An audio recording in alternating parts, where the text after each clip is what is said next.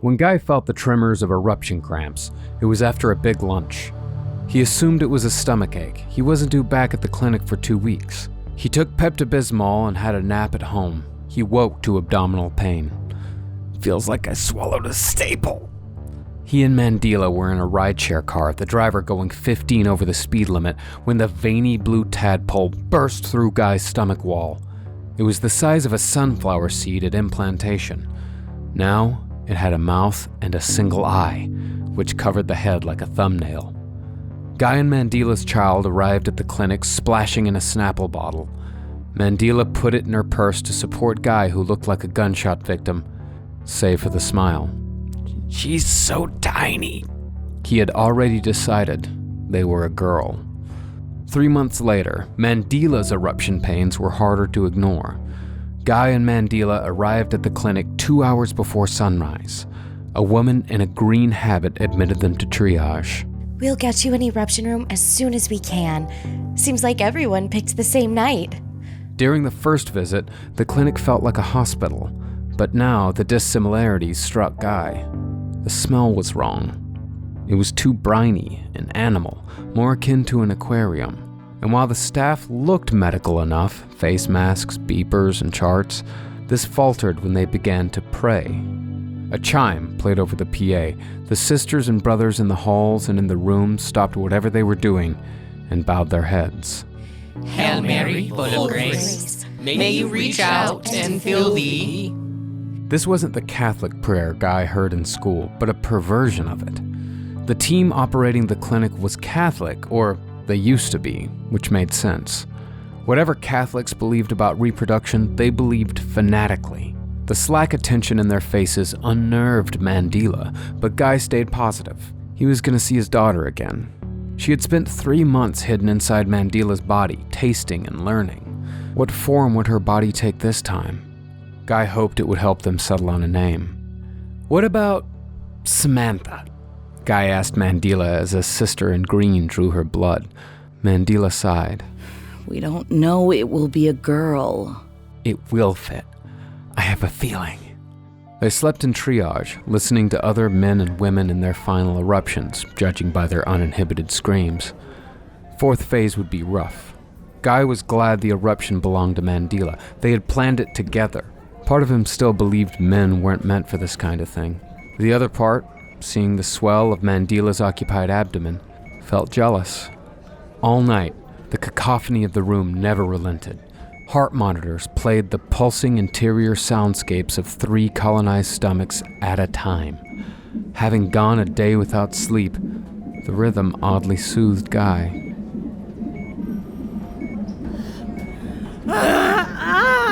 Guy did not at first realize it was Mandila's voice blending with the others. He had never heard her scream. You're just sitting there. Do something! Mandila had progressed too far for anesthesia. A team of 2 brothers carried her screaming down the hall, suspended in a taut bedsheet, while Guy ran behind with her purse, clothes, and overnight bag. Arriving at the eruption chamber, the facility lost all semblance of a hospital. It was Paleolithic, a chamber carved from solid stone with a molded plastic bed in the middle. A sister in green gave him a stock response. "It's normal. Don't worry." Mandila screamed so hard, she popped a blood vessel in her right eye, giving the scene the feel of an exorcism. Still, Guy assured himself she was safe, until one of the brothers began to swear. Oh, shit. Get Sister Morrison. We're losing the heartbeat. Now! Guy watched, but could do nothing. He had never felt more useless. 3 more people ran into the room, 2 in green and 1 in gold. The husband couldn't see his wife through the waving, bloodied arms of the technicians. "It's not coming out!" Guy! Mandila began to plead, voice rising higher with each second she could not find her husband. He fought his way around the medical team and rolling exam trays. "I'm here!" He touched her shoulder, and she was reassured for a moment. Her head snapped forward as the scream burst from her mouth. Guy looked over and saw the sister in the gold habit wrist deep inside his wife's abdomen. A second later, she pulled free a limp creature. Their child was a tadpole, last he saw it. Now the plasmana lid was more fish-like, mostly. Hanging from the dark trout body, arms the size of a doll's flapped with dead weight. Is the EO bath heated? Yes. Everyone, move! She splashed the fish child into a tray and watered the unmoving body with a teapot of ammonia-reeking liquid like it was a flower bed. Guy lost sight of the child. He left his wife's side and stood by the hot plate. What's happening? Mandila cried, delirious. Why won't anyone say anything? Guy saw the fish child in the gap between the attendants' torsos. She was lifeless. Guy's mind went slack, suddenly drained of a year's worth of hope and excitement and fear. He turned to share the news with his wife when the whole room erupted into a gasp. He looked back and caught movement. The tail splashed in the liquid. There was laughter and applause. A brother smiled, clapped Guy on the shoulder. They just needed an audience. The staff parted and welcomed Guy forward, made room for Mandila to see. All Guy could comprehend at first were the fish qualities. He had to fight to construe signs of humanity. The second eye butting up to join the first, the healing over of gills. The arms. A doll's arms. Guy and Mandila connected eyes, and for a moment felt untethered from gravity. Do you want us to remove the stinger? Of course, Guy sighed in a daze, before he realized what he agreed to. Wait, what? The brother in green cranked his arm. Something cracked like a boiled lobster, and his child wailed an alien cry. The brother let go of the arms, now an irritated red blaze by the armpit. What did you do to her? The child screamed, and Guy held his hands over the slippery thing. It's okay, Samantha. Guy tended to the fish. Mandila lost consciousness. Assistants were wheeling her out before Guy noticed. Where's she going? He shouted after the staff. Where's she? He gave up. His child was crying. Guy returned to their side and put his hands in the tub. They were cold, but growing warm. Guy slept in a wooden chair in a lobby playing CNN on mute.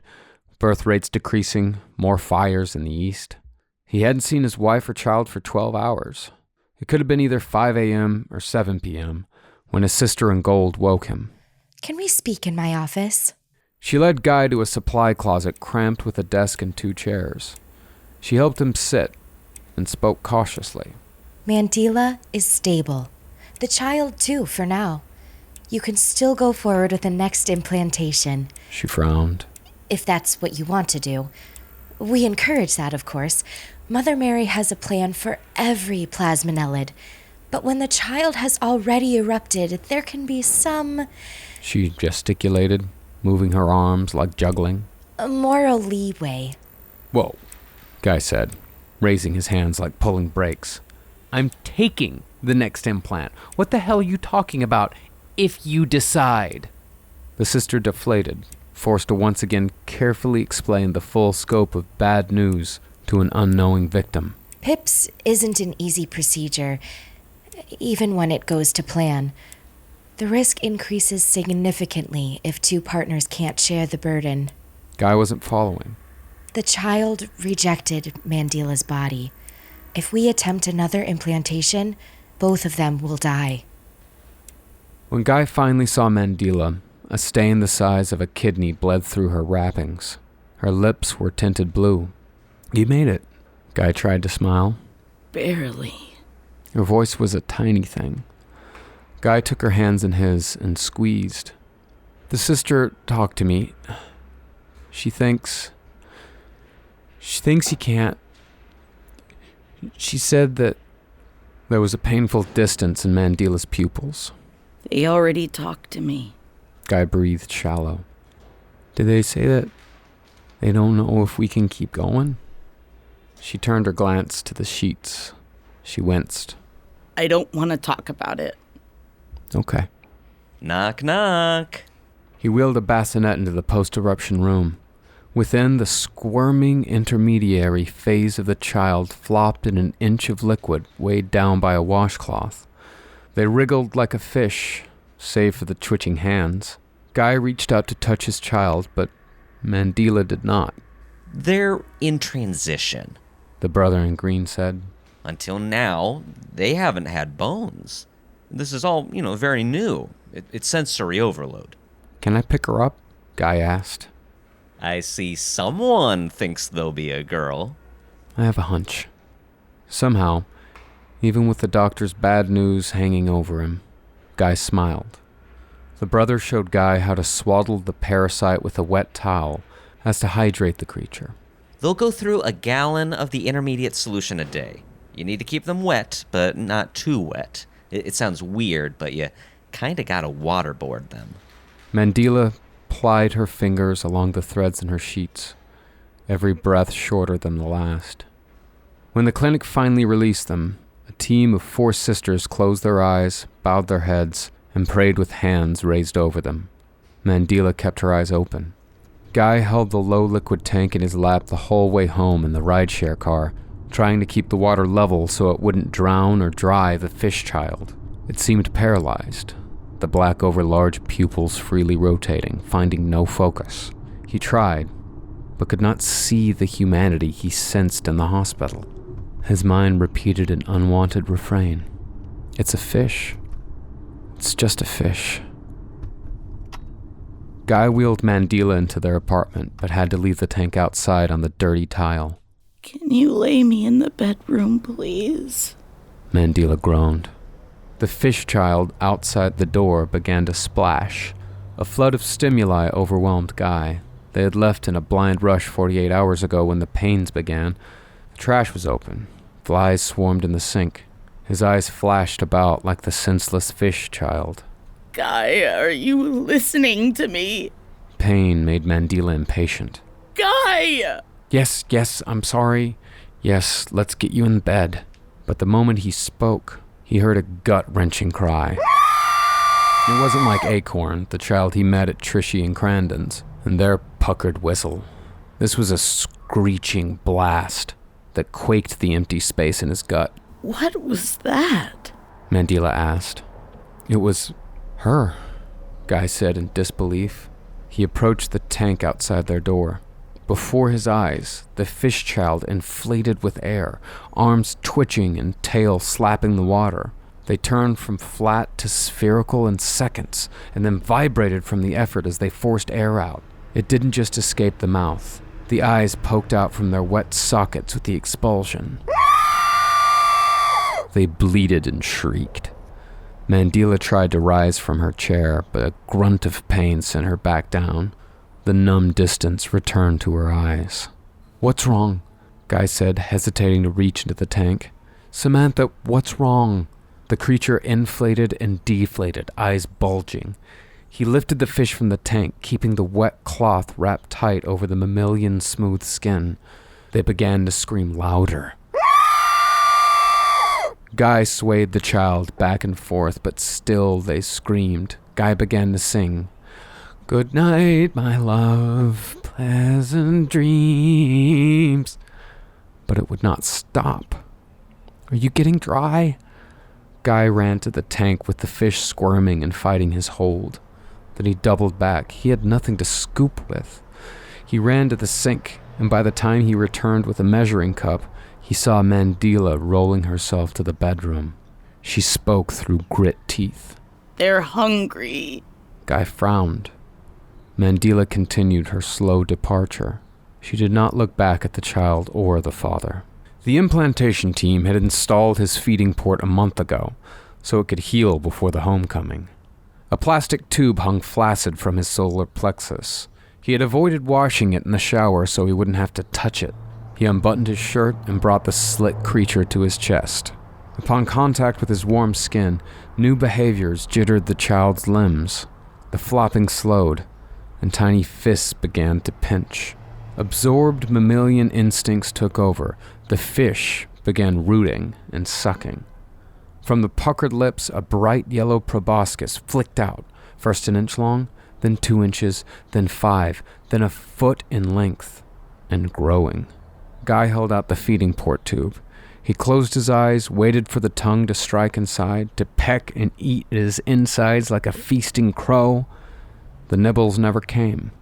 He opened his eyes and saw the slippery child had flipped over, open eyes wetly sticking to his skin, tongue flicking at air. "Oh, honey." The child resisted his handling and began to screech. "It's okay, it's okay." The child only grew louder. Guy carried the fish into the bathroom. He needed a mirror. Using his reflection to guide himself, he lined the mouth right up to the port. The tongue broke the rubber barrier. He felt it warm and wet under his skin. He closed his eyes. This was it. The sensation changed. The child began to scream. He opened his eyes. The tongue had escaped and was worming into his armpit. "Honey, you need to eat. Come on."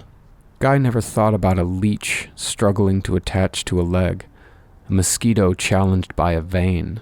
What kind of parasite couldn't feed itself? Guy kept his eyes open. He brought the child's mouth right to the port. He watched the tongue flick out like a blind man's cane, sweeping back and forth, but finding no target. Guy brought his fingers to the tongue and gently guided it directly inside. Guy fought nausea, watching the tongue enter and retreat, turn darker and darker. It prickled behind his ribs. "There. See? It's not so hard. Keep going." The child began to scream. Guy didn't stop moving for the next 6 hours. Every time he stood still, the fish began to scream. The tank ran out of intermediate solution, so he had to mix together a new batch on the stove while holding the parasite. They squealed in pain, and he spilled non-iodized salt into the burner. The apartment smelled horrible all night. When he finally moistened the child again, he poured too much, and they gagged, coughing a fine mist of black particles all over Guy's hands and the plastic of the bath. When they weren't too dry, or too wet, or too still, they were hungry. The pain compounded with every feed. The tongue began to probe deeper. Guy felt pain in places he had never imagined. Mystery cramps and strains, deep in his sinuses, down the length of his spine, inside his heart. All the while, he didn't hear from Mandela.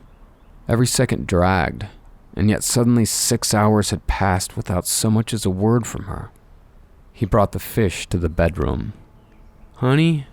he asked, the back turned to him. The sheet was damp with sweat. Guy paced around the bed. Mandela wasn't asleep, but not cognizant either. Her eyes were half-lidded, staring into the distance with a look between pissed off and PTSD. "Honey, do you want to hold her?" No. she said, and turned over, giving Guy her back once more. "Are you still in pain?" Yes. Guy circled the bed, tried to bring the fish into Mandela's view. She turned the other way. "Can I do anything for you?" Let me sleep. She would not look at the child. Guy couldn't keep his eyes open. Every blink lasted longer than he intended. He waited for paternal instincts to take over, or maybe maternal instincts. He wanted the oxytocin to flow and love to overwhelm. Yet, every time the child screamed, Guy's thoughts turned desperate.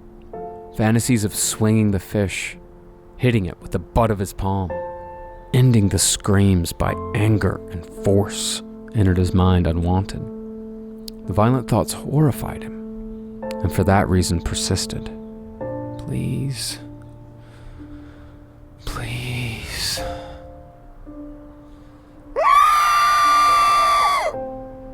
The sun began to rise. Guy had taken his shirt off hours ago, remembering how skin-on-skin contact could encourage feeding. He was starting to nod off when he heard the sound of light suction. The pain followed. His instinct was to jolt in panic for but a moment. Then it hit him. She was feeding. He slowly tilted his head and saw the yellow tongue flitting in and out of his port. The main eye and the smaller eye bud alike were half-lidded. "So you do have more than one expression."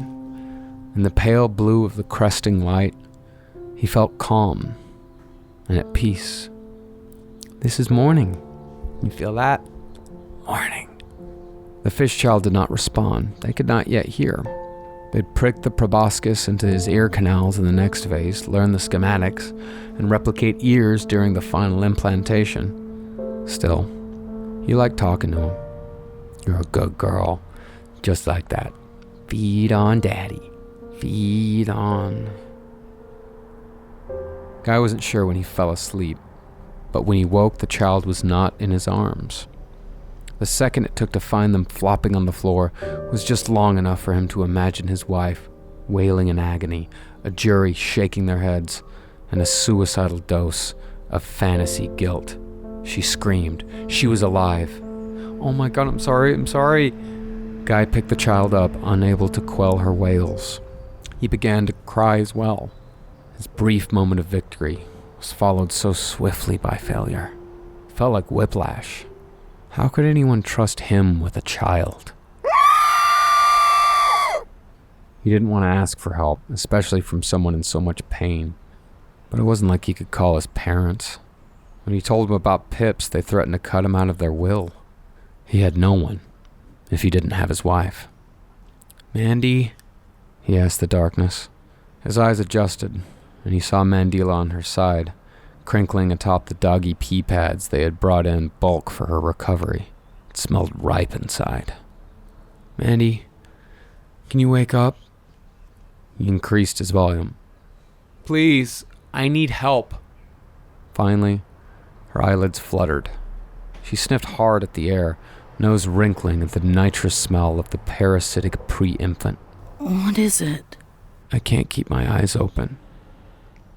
I dropped her. Stop calling them her. She snapped. Fine, Guy was shouting now. It, them, I don't care. Just help me. Mandila didn't have a choice. Guy practically threw the fish into her arms. The look she gave him withered his heart. An insulted glare like he had just slapped her. Yet, her eyes would not fall on the child. She refused. Anger flashed over Guy in a wave. He hated his wife. How could she be so calloused? This was her idea. Listen, I know you don't like her. I know you gave up. Just help me for 30 minutes. Is that too much to ask? The anger in Guy's voice shocked him. He had never spoken like this before. Guilt creased lines into Mandila's face. He knew he had hurt her, but the knowledge was numbed by sleeplessness. It's not like that, she said. But it was too late. Guy left for the living room and collapsed on the couch. He closed his eyes, and the world disappeared. Thunder woke Guy up. Their apartment was pitch black. The clinks of the pipes and the shouts of the neighbors were buried under the rain hammering on the air conditioner. He couldn't tell how long he'd been asleep. For a moment, he forgot he had any responsibility at all. Samantha? Where was she? The void of her absence stung like a bullet. His first thought was that he dropped her again. He fought panic. Then he remembered shoving the child off on his sick wife. The memory sat bitter in the back of his throat. He rose to his feet and made for the bedroom, ready to apologize. He creaked the door open, but did not go inside. In silhouette, he saw his wife cradling the child in her arms. There were black shapes rimmed with moonlight. The pair swayed back and forth in lullaby rhythm. Guy watched them from the doorway without speaking a word. Mandila's tensed features had softened. She curved around the child, limbs entwined. The fish no longer squirmed or thrashed. Lightning flashed, and he saw Mandila's fingers laced around the doll arms. A yellow tongue hung lazily out of Samantha's mouth, too tired to feed. Mandila hummed gently, rocking the wetly wrapped bundle back and forth. His wife was crying.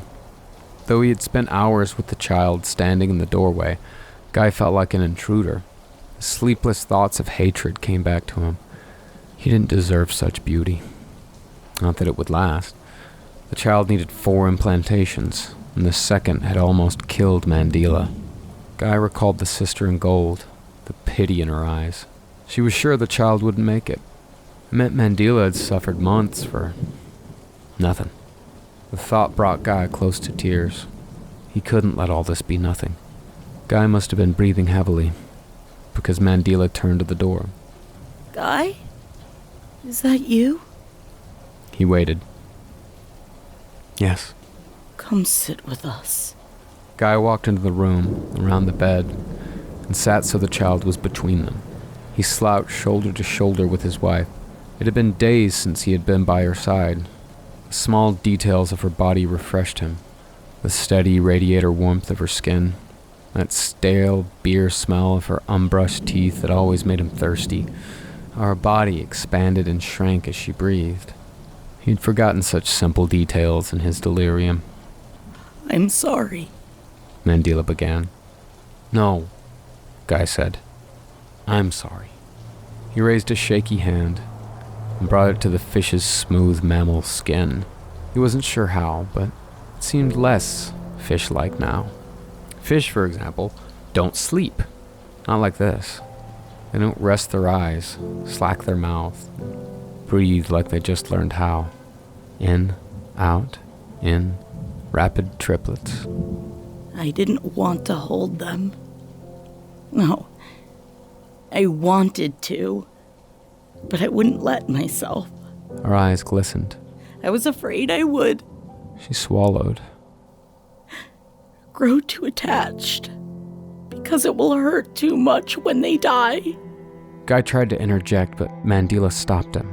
Let me finish. I'm the reason they won't get to live. My fucking body. I couldn't even. She struggled to speak. My body won't let us. I know what you're going to say. I know you understand. You get how it feels to not be able to do your part. I never blamed you for it. But it's me now. She looked at the child with such love and regret. It's worse that we could get started. Part of me wishes I never brought it up. But then I look at them. Samantha. Guy smiled. Mandela rolled her eyes.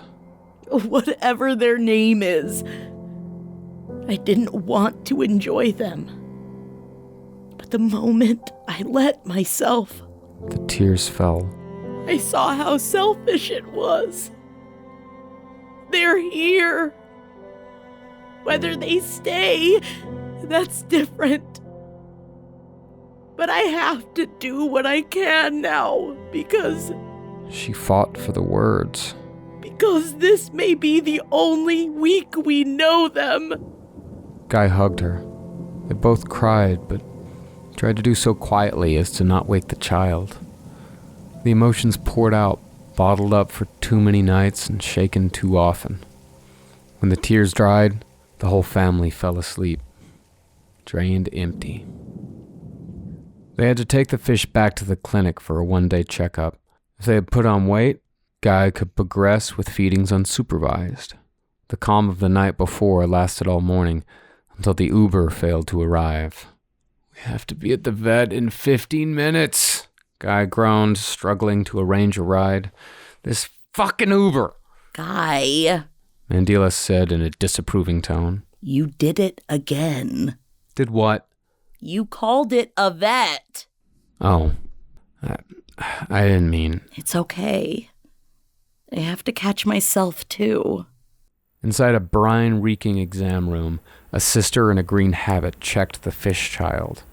The unnamed parasite went silent at her proddings, sensing expertise from the practiced swings of arms as they checked the pulse, measured the skin pH, and took blood samples.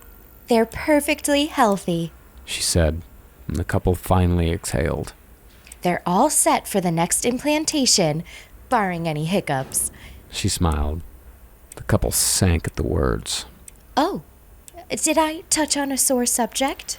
No, it's okay. Mandela grimaced. We have to talk about it eventually. Guy shook his head. What's there to talk about?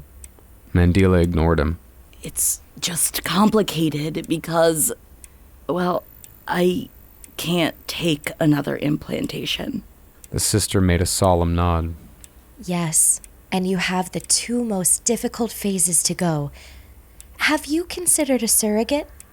Mandela began to tear up, shaking her head. I don't have a family anymore, and Guys don't exactly approve. She and the sister broke into a quick burst of conversation. Guy had to interrupt them. Didn't you hear me? I said, what's there to talk about? The sister and Mandila didn't follow. It's me. I'll take both of them. Sir, The sister said at once. that's not... It's noble, yes, but not safe, especially considering you already bore one round. Yeah, the first. You kidding? It was a tummy ache. We didn't even get here in time. Maybe that's how it works. Guy put his hand on Mandila's shoulder, and she fought the dread in her face to smile for him. Maybe I'm good enough for the both of us. Guy, I don't know. Well, I do. I have a feeling.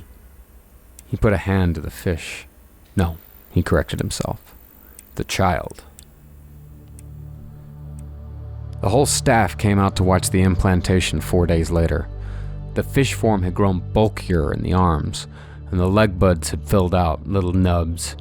Guy sat in the stone-carved room, shirtless on an exam table, the fish phase flopping on his chest covered by a moist towel. Sisters in gold monitored both sets of vitals. A sister in green held his hand. Get ready, they're about to shed. The fish went lifeless in the eyes, and the arms fell limp. Guy knew how the phase shift worked, but his heart still tore, even at this suggestion of death. Open the entry canal. Guy winced as the sister cranked the separator. He thanked God silently for the anesthesia, but wished for earplugs. The cracking of bone grew muffled by liquid. Here they come. Guy tilted his head and saw the belly of the wobbling fish body distend outward. The proboscis poked through first, flicking back and forth to widen the hole. Samantha emerged from the belly, skin glossy with pitch-black chum. The body was small, it would grow, but the shape was new. Their arms were fully a part of them now, the legs actual appendages. The little mouth puckered around the proboscis, sucking at the air from a bulb-like head. Guided by prods of the sister's finger, Samantha wiggled her head into the incision.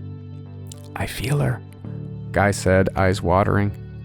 I can feel her. The child slid inside Guy's stomach. The staff broke out into applause, several shouting, Hail Mary! Guy didn't see them.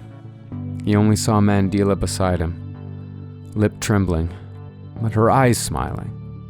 He felt the child inside him again, wriggling and twisting. He felt whole. This